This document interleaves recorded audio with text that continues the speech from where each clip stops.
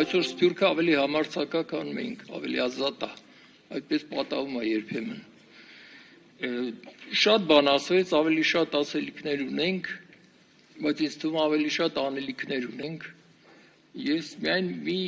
խնդրի մասին եմ ուզում ձեզ զգուշացնեմ, որ կա այսօր շատ մեծ վտանգ մեր ժողովրդի ծառացած, մեր հավատքի, մեր լեզվի, մեր մշակույթի նկատմամբ, մեր ինքնության նկատմամբ եւ այն վտանգները, որ միշտ հայ Սփյուռքը ուներ օտար երկրներում, այսօր մենք տեսնում ենք Հայաստանում, մեր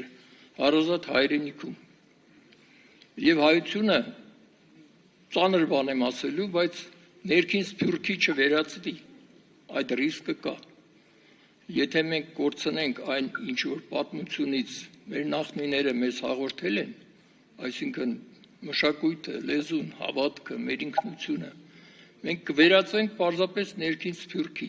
Համոզված եմ, որ դա չի լինելու, համոզված եմ, որ մեր ուժերը այսօր մեկտեղել ենք հենց նրա համար, որ դա չլինի, եւ կցանկանայի, որ մենք մեր հաջորդ բազմաթիվ հանդիպումները, որում չեմ կասկածում, որ լինելու են,